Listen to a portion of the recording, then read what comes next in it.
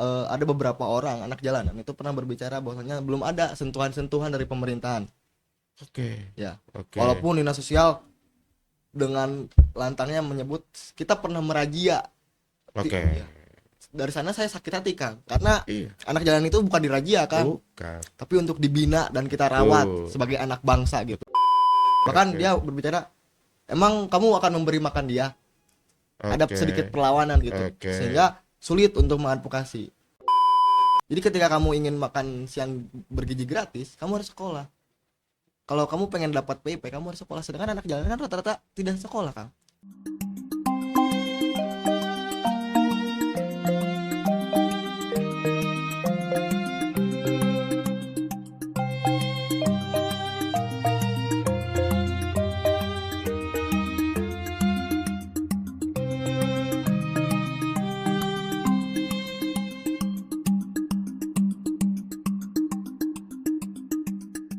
Assalamualaikum warahmatullahi wabarakatuh. Salam sejahtera untuk kita semua. Namo Buddhaya, salam kebajikan, Om Swastiastu, Sampurasun.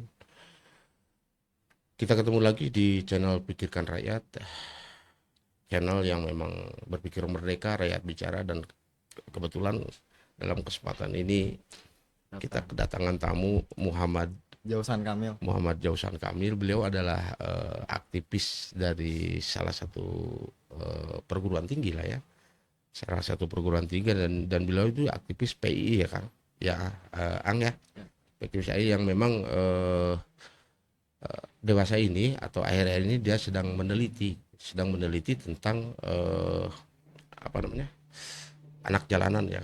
Betul, betul. Nah, ketika berbicara anak jalanan kan kompleks nih, kompleks kan.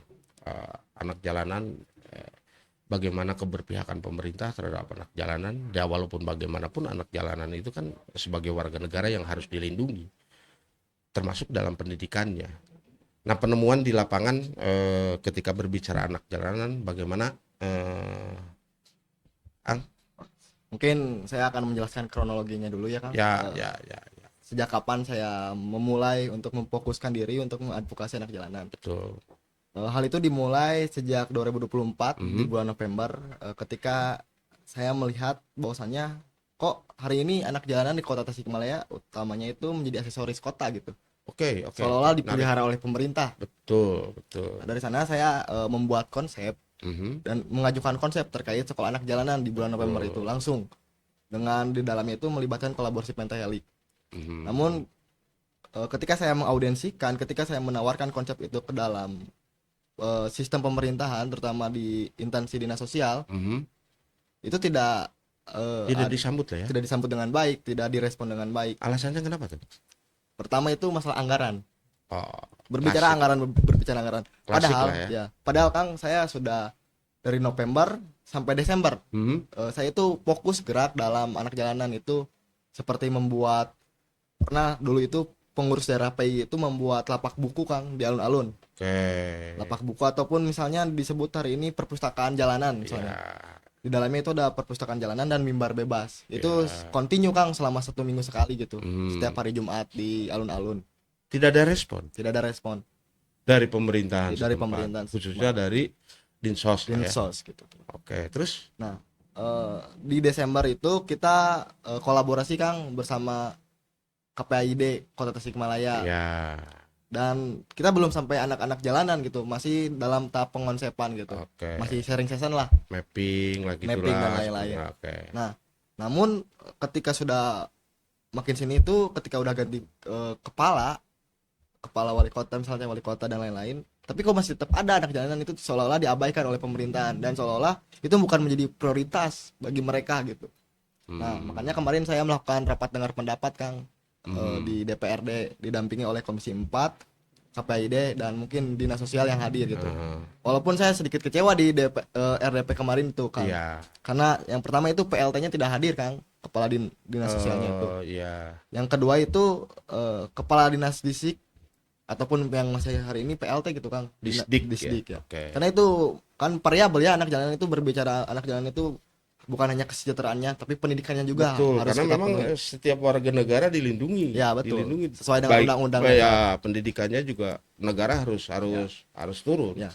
Nah, kemarin saya sangat kecewa gitu Kang ketika rapat dengar pendapat bahwasanya dinas sosial itu katanya sudah menangani dengan cara memberikan PKH dan KIS kepada anak-anak jalanan. KIS. Ya. Oke. Padahal hari ini menurut saya bukan itu yang dibutuhkan mereka dan bukan gerakan itu yang akan menjadi solusi daripada Sepakat saya. pemecahan masalah di lapangan. Sepakat saya. Contohnya Kang hari ini ada program MBG. MBG. Ya. Makan ya, Bergizi. gratis ya. Ya. Itu sampai tidak kepada anak jalanan.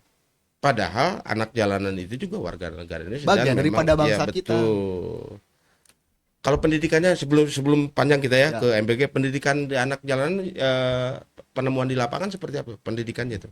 Itu kalau kita kita menghitung sesuai data aja ya, presentasi biar lebih simpel. Ya, ini aja apa data konkret yang didapat oleh dari misal dari 100% anak jalanan, itu 50%-nya bukan dari Kota Tasikmalaya, Kang. Oke. Bukan dari Kota Tasikmalaya, itu ada yang dari kabupaten dan bahkan ada yang dari luar kota. Dan 50%-nya itu baru anak Kota Tasikmalaya. Dan 30%-nya itu anak yang tidak bersekolah, Kang. Putus sekolah. Yang 20%-nya bersekolah. Masih kayak yang 20% itu masih kayak anak-anak biasa, sekolah, pulang sekolah, baru ke jalanan dan lain-lain. Ya. Nah, terkait tadi apa makan siang gratis nih. Gimana nih penemuan atau solusi lah? Ya. Atau memang ketimpangan, misalkan boleh dikatakan ketimpangan atau apapun itu namanya. Gimana nih ketika penemuan di lapangan? Yang pertama itu penemuan di lapangan itu ada beberapa orang anak jalanan itu pernah berbicara bahwasanya belum ada sentuhan-sentuhan dari pemerintahan. Oke. Ya. Oke. Walaupun dinas sosial dengan lantangnya menyebut kita pernah merazia. Oke. Ya. Dari sana saya sakit hati, Kang, karena anak jalanan itu bukan dirazia, Kang. Bukan. Tapi untuk dibina dan kita rawat sebagai anak bangsa gitu. Betul. Namun Dan itu kan salah satunya bonus demografi sebetulnya, Pak. Ya. Kata anak jalanan, kata dinas sosial kita pernah merazia, tapi 1 hari 2 hari ke depan itu balik lagi ke jalanan. Ya, oke. Berarti hari ini kan sudah sangat betul, bukan gerakan-gerakan seremoni yang harus kita lakukan. Dan indikasi ketika 1-2 hari itu mereka ke jalan lagi, itu kan sebetulnya dinas itu harus paham. Ya. Kenapa dengan raja itu tidak mengena, karena memang yang dibutuhkan anak jalanan itu bukan itu kan? Ya. Oke. Bahkan terus saya mengadvokasi anak jalanan itu bukan hanya apple to apple kepada anak jalanan. Oke. Tapi saya menelusuri bukan ke rumahnya, tapi siapa nih pemegang kekuasaan di jalanan tersebut. Oh, gitu ya? Gimana tuh ceritanya? Dan mungkin ada beberapa hal yang mungkin saya tidak akan sebutkan di sini karena apa-apa. Itu rahasia komitmen saya dengan beliau. Oke. Tapi pada intinya ada yang ngurus. Ada yang ngurus, Kang. Ada punya sekretariatnya juga, Kang. Anak jalanan itu. Gitu, Kang. Iya. Dan mungkin yang lumrahnya aja, yang memfasilitasinya juga ada. Yang kayak sewa alat badut itu. Tempatnya itu dia buka warung di tempat. Itulah. Oke lah, tempatnya nggak usah diomongin. Yang jelas ada. Dan beralamat gitu. Beralamat. Dan saya dua-duanya pernah bertemu, dan yang pertama itu yang membina, orang-orang yang membina itu sangat welcome kepada saya ketika saya bertukar pikiran. Tapi yang kedua ini tidak welcome, yang selalu menyewakan alat sewa badut itu tidak welcome kepada saya. Bahkan dia berbicara, emang kamu akan memberi makan dia? Ada sedikit perlawanan gitu. Sehingga sulit untuk mengadvokasi. Dan perlu diketahui, Kang, sifat anak jalanan itu sedikit defensif. Ya, sedikit tertutup. Ketika saya sama teman-teman turun ke jalan, dapat nama aslinya juga suatu keberhasilan. Keberhasilan karena mampu keterbukaan. Oke. Dibanding kira-kira kenapa tuh? Sampai defensif. Iya, sampai defensif, sampai dia tidak bisa memberikan nama aslinya, katakanlah seperti itu. Apalagi alamat, kalau menanam nama asli pun tidak dikasih. Kira-kira yang didapat di lapangan, kenapa anak jalanan itu sampai bersikap seperti itu kenapa? Karena mungkin rasa trauma ya, Kang.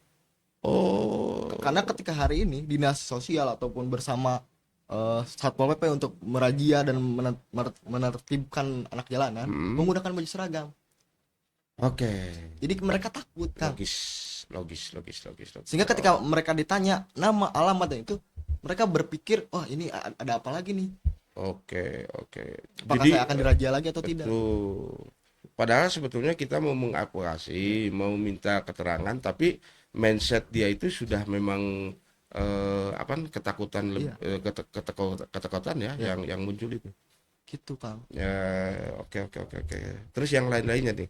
Yang tadi menarik itu. Kan katanya sempat apa namanya? Sempat persoalan yang ini apa namanya? Soal Ya, pendidikannya. Karena apapun alasannya bahwa anak jalanan itu pendidikan. Sementara kan di pendidikan itu ada juga apa namanya? Program-program yang apalagi sekarang nih, program-program penanggulangan anak putus sekolah kan ya. ada nih skala apa namanya? Malahan mah ada Beasiswa KIP, beasiswa KIP, PIP, terus PIP dan sebagainya. Terus sekarang juga kan muncul nih apa namanya sekolah ya rakyat sekolah ya rakyat. yang dimunculkan oleh Pak ini. Nah kalau memang seperti itu yang didapat atau yang menjadi unek-unek ketika muncul apa namanya muncul program-program itu yang kenyataan di lapangan mungkin menyentuh atau tidak menyentuh kan saya tidak tahu nih. Nah kira-kira munculnya program-program itu seperti apa tuh? Jujur, kita garis besarkan ya dua program MBG dan PIP. Oke, MBG dan PIP, oke. Itu tidak berdampak kepada anak jalanan, Sama sekali tidak menyentuh. tidak menyentuh. Kenapa? Mungkin karena PIP itu terdapat sistem ya. Salah satunya harus bersekolah, Kang. Dan MBG itu orang yang harus menjalankan sekolahnya, bukan anak jalanan. Jadi ketika kamu ingin makan siang bergizi gratis, kamu harus sekolah. Kalau kamu pengen dapat PIP, kamu harus sekolah. Sedangkan anak jalanan kan rata-rata tidak sekolah, Kang. Karena faktor ekonomi, faktor keluarga. Oke, Dan oke. ketika di sekolahnya juga, Kang, saya pernah bertukar pikiran. Kenapa Dengan teman-teman yang anak ya, jalanan dengan yang ya, bersekolah. kenapa teman-teman tidak ingin sekolah? Saya dibully, saya didiskriminasikan di sekolahnya. Saya yang lagi berpendidikan. Jadi pada akhirnya teman-teman anak jalanan ini bukan tidak mau sekolah, Kang, tapi ketika sekolah pun beliau Diperlakukan diperlakukan seperti itu. tidak Oh, baik, mengerikan dibully, ya. Oke. diintimidasi dan lain-lain seperti itu. Oke, gitu. Padahal kan apa namanya program itu menyentuh terhadap generasi-generasi bangsa lah katakanlah, atau lebih spesifiknya itu menyentuh terhadap Gen Z Ya, yang konon di tahun 2024 itu menuju Indonesia Emas. Nah, salah satunya kan anak jalanan yang umur-umurannya berhak untuk bersekolah. Nah, ini juga jadi pertanyaan besar. Berarti kehadiran pemerintah di anak-anak jalanan itu relatif tidak ada. tidak ada. Karena kenapa pemerintahan hari ini tidak bisa masuk ke dalam ranah-ranah anak jalanan? Yang pertama, pemerintahan belum bisa mengtreatment anak jalanan itu. Yang kedua, pemerintahan itu bersifatnya seremonikan. Beliau menganggap bahwasanya kita memberikan KIS ataupun bantuan-bantuan PKH sudah lebih dari cukup. Selesai. Menganggap Padahal mereka tidak selesai. tidak selesai, Kang. Ya karena memang penanganan anak jalanan itu kan harus intens. Kalau bila perlu misalkan di lembaga kan Ya, khusus anak jalanan dan kalaupun yang sudah besar tidak bersekolah ya mau tidak mau kehadiran negara itu karena memang setiap warga negara berhak atau berhak menerima kesehatan, pendidikan dan sebagainya. betul. Berarti tebang pilih dong. Ya. Nah, karena dan yang paling unik, rata-rata anak jalanan itu berusia 14 sampai 18 tahun. Oh, usia-usia produktif. Ya, usia-usia produktif. Nah, saya ada kemarin ada sebelum RDP, saya membuat program yaitu makanan harapan. Saya membagikan makanan untuk menumbuhkan harapan. Bukan harapan untuk hidup, tapi harapan untuk ayo teman-teman kita sama-sama saya secara legitimasi dan teman-teman secara non legitimasi dalam advokasinya. Oke, oke. Kita bagi kubu. Saya yang akan fokus ke dalam pemerintahan, teman-teman yang memang harus bisa nantinya menyuarakan sebagai bukti daripada pengadvokasian. Nah, faktor yang paling besar di kota Tasikmalaya itu, terutama orang-orang kota Tasik, ada dua faktor yang kenapa anak jalan itu harus turun ke jalan. Hmm, Yang pertama ekonomi, oke. yang kedua kasus penceraian. Oh, Itu berimbas, Kang. Kasus penceraian itu kasus penceraian orang tuanya ya, berarti. Artinya broken home. ya, Anak itu broken home. itu sangat Tidak. berimbas. Dua hal tersebut itu sangat berimbas. Oke. Ekonomi dan kasus Ya penceraian itulah ya. Oh, gitu. itu, Kang. Sehingga harapan pemerintah terhadap keberpihakan anak jalanan itu seharusnya seperti apa? harapan saya mungkin Kira-kira. hasil daripada riset juga ya Kang. Ya. Pemerintah lebih bisa terbuka. Maksud terbuka tuh tidak hanya melakukan gerakan-gerakan yang menurut anak jalanan itu separatis kan, seperti merazia dan lain-lain. Oke. Tapi pemerintahan bisa merangkul dan pemerintahan bisa hadir di setiap anak-anak jalanan. Seperti mungkin memberikan pendidikan, memberikan jaminan kesehatannya, memberikan jaminan untuk hidupnya, ekonominya, itu Pak. Jaminan keamanannya bahkan agar tidak ada hal-hal yang mengintimidasi. Betul, betul. Dan bahkan ada juga sebagian yang unik Kang, menurut saya ada sebagian yang anak jalanan itu suka memang ingin untuk bersekolah kembali, ada yang juga tidak mau bersekolah. Karena ketika saya ditanya, kamu pengen bersekolah nggak? Tidak mau. Kenapa? Saya kalau sekolah saya nggak dapat uang, tapi kalau saya di sini dapat uang setengah hari juga. Sehingga hari ini jujur sangat sulit dan memang ini bukan gerakan kolektif kolegial, Betul. gerakan kolaborasi pentaheli Betul. agar terciptanya perubahan gitu kan, Iya. dan solusi yang konkret. Sepakat saya. Karena hari ini doktrinan-doktrinan yang sudah ada di anak jalanan itu doktrinan-doktrinan pragmatis kan. Apa tuh misalnya? Iya, pragmatis. Yang penting hasil, yang penting dapat cuan, nggak perlu sekolah. Ya berarti kan secara pemikiran panjang atau secara apa namanya, dia itu kan tidak melulu menjadi anak jalanan, akan umur akan bertambah dan sebagainya, ada cita-cita. Nah kalau memang seperti itu kan kalau berbicara tentang anak jalanan itu ada waktu tertentu. Betul. Ketika misalkan sampai ini apakah memang menjadi anak jalanan, Ya. terkecuali itu misalkan jadi gepeng-gepeng dan sebagainya misalkan. Masa sih harus seperti itu? Padahal usianya usia yang Produktif. sangat produktif. Betul. Dan keberpihakan pemerintah dengan programnya yang luar biasa itu, seharusnya lahan itu atau anak-anak jalanan itu juga tersentuh. Betul. Nah kalau melihat misalkan itu kan sebetulnya mah ada kekuatan yang memang bisa menentukan juga, Dek. Maksudnya gini, kalau memang OPD terkait kan memang ini juga ketika berbicara anak jalanan kompleks tuh. Ada dinsosnya di situ, ada sosialnya di situ, KBU. ada kesehatannya di situ, dan ya tadi dibilang pentahelik gitu. Ya. Itu bisa jalan kalau memang ada sebuah kekuatan yang luar biasa. Betul. Misalkan keberpihakan pemimpin. Ya. Dalam hal ini wali kota. Bisa saja kan ketika wali kota ngomong itu anak jalanan urus dan sebagainya. Tapi jujur, sempat Nah. ngobrol dengan apa namanya, dengan itu ya, ya kalau Jujur, Kang. teman-teman PII lah. saya kan turun ke anak jalanan itu tidak mengatasnamakan bendera PI. Saya menggunakan sahabat sejalan gitu. Dimana saya pernah Kang mencoba untuk berkomunikasi, sharing session ataupun ya ingin mempresentasikan konsepan yang sudah saya buat ke dalam pemerintahan. 3 kali saya memohon silaturahmi dan audiensi kepada dinas sosial, ditolak. Nah kalau boleh tahu konsep-konsep yang dibikin oleh teman-teman itu bisa digambarkan nggak? Apa Bisa saja secara kira-kira garis besar ya gitu. secara garis besar supaya memang persoalan anak jalanan itu minimal kalau tertangani secara zero mah tidak mungkin, tapi minimal ada pengaruhnya dan ada dampaknya. Apa saja sih? Mungkin kita akan head to head kan ya konsepan yang saya akan buat dengan mungkin yang hari ini sedang viral ya, sekolah wajib militer. Oke. Menurut saya sekolah militer bagus ya Kang untuk anak-anak yang memang berandalan dan lain-lain. Tapi satu sisi ingat, pendidikan bukan tentang kedisiplinan. Pendidikan juga bukan tentang calistung. Ya. Tapi pendidikan itu melibatkan lebih dalam, melibatkan norma, etika dan budaya. Sepakat saya. Sepakat. Nah, jadi saya.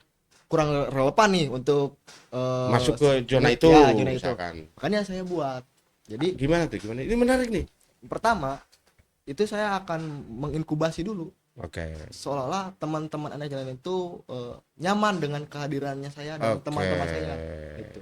Ketika nyaman, kita akan mengadakan seperti sekolahnya bukan sekolah inten, tapi 1 minggu 2 kali seperti les, seperti gitu. Kursus lah ya. Kursus. Nah, ketika sudah nyaman dan bisa ditambahkan lagi porsinya. Jadi Soft skill. 2 minggu misal full pelatihan 2 minggu. untuk anak jalanan ketika udah keluar, ayo kerjasamakan dengan Disdik. Disdik mau melanjutkannya dengan paket A, paket B, dan paket C. Menarik. Nah, untuk anak-anak jalanan yang memang mempunyai skill kayak ngamen di jalanan ataupun apa, nanti kita pindahkan Betul. kepada para budayawan ataupun ke yayasan musik gitu. Betul. Untuk lebih diasah lagi. Betul. Sehingga nanti teman-teman tidak usah turun ke jalan tapi Betul. roadshow ke kafe-kafe misalnya nyanyinya gitu. Itu menarik. Ataupun ingin, kan ada pemikiran pragmatis ya yang menghasilkan, saya pengen menghasilkan uang. Nah, anak-anak jalanan yang memang belum terlihat skillnya itu, yuk kita kerjasama dengan Komisi 2 tentang ekonomi, terus Kadin, untuk menciptakan UMKM yang dihasilkan oleh anak-anak jalanan. Oke. Berarti skillnya Ya. ketika di pelatihan itu yang satu memang secara akademisnya, secara apa namanya? Ya, akademisnya di ini, sisi lain orang yang tidak mau bersekolah itu di apa namanya? Digarap tentang skillnya dan bekerja itu menarik sebetulnya. Kenapa ya? Kenapa? Nah, saya bingung karena menurut yang saya tahu, Kang, sekolah rakyat itu akan diresmikan nanti besok hari Senin 14 Juli baru akan diresmikan. Jadi sebelum pemerintahan pusat memikirkan terkait sekolah rakyat, dan memang itu bukan sekolah rakyat itu bukan menjadi hal yang memang memfokuskan untuk anak jalanan, tapi memang untuk rakyat yang memang tidak mampu untuk bersekolah. Betul. Jadi itu masih universal. Masih gelondongan lah. Saya menghadirkan sekolah ruang harapan itu memang untuk fokus untuk anak-anak jalanan. Oke. Dan bisa juga bisa juga dikaitkan dengan sekolah rakyat itu. Di sisi lain sekolah rakyat itu memang untuk anak-anak yang putus sekolah, dan ini juga kategori anak-anak yang putus sekolah. Ya, jangan dibedakan lah. Misalkan jangan dibedakan karena dia bukan anak jalanan, ada perlakuan khusus itu dan anak jalanan seperti ini. Nah, kalau berbicara tentang bernegara, berbangsa dan bernegara, bahwa itu adalah tulang punggung, bahwa itu adalah bonus demografi kita, ya pemerintah jangan pandang bulu dong. Ya betul, seharusnya seperti itu. Ya khususnya di wilayah teman-teman yang memang ada kait-mengkait dan menariknya lagi kan sekolah rakyat itu leading sektornya sebetulnya di Dinsos. Ya, Kemensos. Iya. Nah, kalau kesini kan Dinsos lah. Betul. Artinya Dinsos jangan bertutup mata bahwa itu adalah wilayah kerja dia. Dengan program ini ya tolong juga gitu diinikan. Dan mungkin kemarin waktu RDP saya tanyakan itu sejauh mana gitu pengawalan hadirnya sekolah rakyat di dinas sosial sendiri selaku pemangku teknis mungkin. Betul. Mereka belum ada kan. Bahkan mereka akan menciptakan pelatihan yang berkolaborasi dengan NGO, REDEP namanya. Itu kan sifatnya seremoni, Kang. Iya. Tapi kalau yang Jadi format secara teknis untuk apa namanya? Untuk menggelontorkan program sekolah rakyat itu belum berarti. belum, karena mereka fokus yang kolaborasi pelatihan dengan NGO, dengan REDEP. Dan makanya saya jujur kan kemarin saya sempat naik pitam dalam RDP. Ya. Gitu. Saya minggu depan saya akan tantang kita adu konsepan. Kita akan presentasi di depan KPAID, KB, terus Disdik, Dinsos, termasuk dengan teman-teman dewan ya. dan saya harapkan semoga dari Bapelitbangda juga dapat hadir gitu. Supaya itu dijadikan apa namanya program mandiri lah, katakan bagaimana penanganan tentang apa namanya tentang anak jalanan lah, katakan seperti itu ya. Karena hari ini ketika menyelesaikan anak jalanan tidak usah berbicara administratif dan konstitusi kan, tapi anak jalanan itu butuh kebijakan, butuh langkah nyata, bukan nanti didata dulu harus ada by name by address, kan pemerintah itu sifatnya kan Administratif. iya, ada administratif, harus ada by name by address gitu. Nah, jangan seperti itu kepada anak jalanan, tapi treatment yang harus dilakukan seperti pendidikan pedagoginya, andragoginya gitu kan. Ya, teman-teman sudah sejauh mana nih ke teman-teman memberikan pendidikan yang tadi dikatakan pedagogi segala macam itu, ketika mengadvokasi kan mau tidak itu berjalan tidak 1 hari 2 hari, pasti akan berbulan-bulan. Nah, minimal misalkan teman-teman dari rekan-rekan yang memang konsentrasi di wilayah anak jalanan sudah memberikan apa tuh? Terus terus berapa orang sih yang ada anak jalanan yang ada di Tasik? Nah, itulah ada 2 pertanyaan yang memang Ya itu juga sebetulnya kalau misalkan kita sudah memapping dan ada taruhlah di teman-teman, saya yakin pasti ada by name by address dengan munculnya misalkan penelitian tentang itu. Nah itu kan bisa bisa juga itu dijadikan alat untuk bargain, katakan dalam tanda petik untuk keberpihakan dinas terkait. Kalau nah yang satu sudah sejauh mana nih teman-teman memberikan edukasi lah katakan ya ke teman-teman di anak jalanan. Untuk melakukan edukasi mungkin saya hanya membuka pemikiran mereka bahwasanya Oke. hidup itu tidak Tidak stagnan di di hari ini situ. dan hari Oke, depan. itu menarik itu. Karena memang ketika kita datang ke anak jalanan, kita tidak usah berbicara teoritis dulu, tapi bagaimana Ya, anak-anak jalanan itu nyaman dulu sama kita. sepakat. Artinya pendekatan persuasif ya. Ya. Ya. Nah, untuk data, punten ya Kang. Anak jalanan, berbicara anak jalanan itu luas Kang. Hmm, Anak pang juga disebut anak jalanan kan. betul. Tapi kan di beberapa negara itu pang itu bukan hal yang diremehkan. Ideologis. Itu passion, Ideologi. ya kan? Ideologi. Nah, makanya yang saya data itu yang memang itu seperti badut, pengemis, Betul. anak-anak yang seperti itu. Oke. Karena yang selain dari itu adalah passion mereka. Jadi itu memang pilihan mereka, bukan keterpaksaan mereka untuk melanjutkan kehidupannya. Jadi anak jalanan. Yang diadvokasi itu memang murni-murni anak jalanan, Ya, bukan itu ya. yang umurnya 14 sampai 18 tahun. Gitu. Ya kalau memang berbicara tentang apa namanya tadi itu fang dan sebagainya itu memang passion dan itu juga ada ideologi. Dan sedikit besarnya kalau di negara di Inggris, Ya, di Inggris. di Inggris itu pang itu memang sudah menjadi apa namanya? Kalau Kultur, boleh dibilang ya kultur. kultur dan ya dipersenjatai di wilayah itu malahan mungkin berpotensi sebagai dalam tanda petik ya yang menentang ketidakadilan, kesahan negara katakanlah sebagai apa namanya sebagai oposisinya ketidakadilan. protes terhadap kemapanan negara itu. Makanya yang memang saya concern itu yang saya data ya anak Yang jalanan. murni anak badut, jalanan dan pengemis. badut dan persoalan yang ya apa yang mendasar di mereka itu perihal ekonomi dan perceraian. Ya seperti itu Kang. Ada sekitar 25 orang Kang, Tasik, kota Tasik, yang memang itu murni dari kota Tasik. murni kota Tasik. Untuk by name by addressnya mungkin Berarti saya sudah 50% taruh di itu. Berarti kurang lebih ada 100 orang ya. Kalau Ya. tadi dikatakan bahwa 50% itu orang luar. Ya. Oh iya iya. Dan rata-ratanya itu berkeliaran di sekitaran Tawang dan Cihideung. Oke. Tawang dan Cihideung menurut data teman-teman yang memang sudah turun ke jalanan itu data yang paling besar dan banyak di di Tawang dan Cihideung itu ada 17 anak jalanan. Di Tawang itu ada 11 Kang, Oke, oke, oke. anak jalanan. Dan itu dibiarkan ya. Dibiarkan. Makanya jujur saya akan melakukan advokasi dengan ayat-ayat panjang Kang. Oke. Dengan ayat panjang yang artian saya tidak ingin berseremoni, saya tidak ingin menjadi oposisi dari pemerintahan, saya ingin independen. Bahkan selama dari November sampai hari ini ketika saya mengadvokasi anak jalanan itu biaya non APBD kan. Itu biaya partisipasi Iya, daripada iya. teman-teman sekitar yang memang itu mereka serius dalam menangani hal tersebut. Alhamdulillah kita didukung juga oleh KPID. Ya. Yang harus jadi pertanyaan untuk pemerintah, hari ini Tasik kan disebut kota ramah anak. Ya.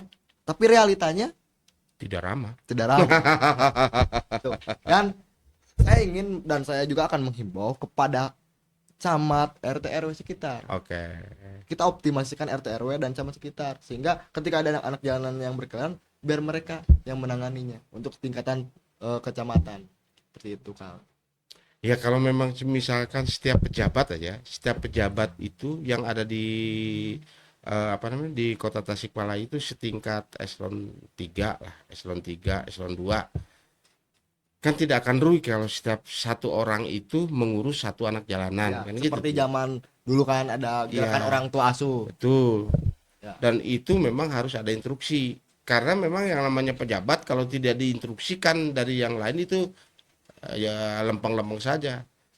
Nah, wabil khusus mungkin ini mah hanya gambaran saya. Wabil khusus mungkin itu ada sedikit apa namanya? Sedikit penekanan dalam hal ini misalkan pemangku kebijakan memerintahkan bahwa Oke, yang menjadi pejabat eselon 2, eselon 3 itu wajib untuk mengangkat atau wajib satu orang mengasuh anak jalanan misalkan. Dari mulai A sampai Z misalkan. Saya pikir tuntas Tuntas. kalau begitu. Dan itu akan menjadi hal yang memang itu bagus itu, Kang. Iya, dan tadi konsep bahwa Kota Tasik ramah anak itu akan zero kalau memang ada keberpihakan itu. Ada Ya buktinya. minimal hatinya tersentuh lah, Betul, betul. tersentuh. Misalkan yang tadi dibilang satu orang pejabat yang misalkan wali kota dan wakil wali kota mah tuh jangan satu, tiga misalkan. Dia menyekolahkan dan tidak akan miskin atau. Ya. Makanya saya berharap itu ya Kang kepada seluruh elemen terutama mungkin anak muda di Kota Tasikmalaya. Hari ini gaya intelektual itu bukan aksi demokrasi turun ke jalan kan. Ya, sangat. Tapi nyata mah bukti mah itu ya. Ya. Tapi hari ini gaya-gaya intelektual itu mengadvokasi dari grassroots masyarakat Oke, sepakat, dan sepakat. istiqomah gitu Kang. Betul. Karena jujur ya Kang ketika hari ini teman-teman fokus ke masalah lingkungan, teman-teman fokus ke masalah pemerintahan, itu bagus Kang. Tapi teman-teman tidak ada yang pernah melihat regenerasi bangsa itu terlantar Kang. Seperti itu. Oke. Jangan hari ini jangan berbicara negara, jangan hari ini mengkritik pemerintahan karena berbicara mengkritik pemerintahan itu mengkritik negara Kang. Dan negara itu tetap ada Kang selama de facto dan de jure itu masih diakui. Oke. Tapi berbicara bangsa itu akan hilang Kang. Dan anak-anak muda hari ini tidak bisa mempertahankan bangsa. Oke. Secara budaya, moral dan pendidikannya tidak bisa Kang. Menarik. Anak muda yang berpikir seperti ini brilian sekali. Tidak bisa Kang. Artinya bahwa bangsa itu apa namanya? Sesuatu hal yang sakral. Ya. Kalau negara itu bisa saja besok bisa hilang. Ya. Ini bisa hilang. Kalau kebangsaannya itu tidak dibina sedemikian rupa, ya salah satunya keberpihakan itu. Tuh. Makanya kenapa saya berani dan saya siap untuk menangani anak jalanan karena saya dilandasi dengan buku yang memang itu cocok, yaitu Pendidikan Tertindas Paulo Per. Oke. Nah, di dalam Paulo Per makhluk sosial itu ada dua, ada mereka yang ditindas diam saja, ada mereka yang menindasnya. Nah, kita harus menjadi tengah-tengah dari itu. Iya, penyeimbang ya antara yang ditindas dan ditindas, kita ada di tengah-tengahnya. Oke, sepakat. Baik, karena memang waktunya terbatas nih, Dek. Siap, terima kasih Dan Kang. mudah-mudahan apa yang disuarakan oleh teman-teman yang luar biasa ini ya kecerdasan di atas rata sebetulnya Makasih, ketika berbicara tentang anak jalanan yang selama ini ditelantarkan, dan wabil khusus untuk peranata kepemerintahan bahwa anak jalanan itu tolong juga negara hadir untuk berpihak pada anak jalanan, karena anak jalanan pun itu juga warga negara kita, sementara di dalam undang-undang warga negara itu dilindungi pendidikannya, kesehatannya dan sebagainya. Ya, kembali lagi kita apa ya kembali lagi kita ke channel ini, channel Rakyat Bicara, Berpikir Merdeka, dan salah satunya anak ini atau adik ini yang memang berpikir lain. Ya, kita ketemu lagi di Pikiran Rakyat dengan episode yang tentu saja lain, dan kita tetap rakyat yang menjadi objek kita. Artinya bahwa apapun yang dibicarakan di sini, keberpihakan terhadap rakyat itu akan terus disuarakan dari berbagai persoalan dan dari berbagai wilayah. Assalamualaikum warahmatullahi wabarakatuh.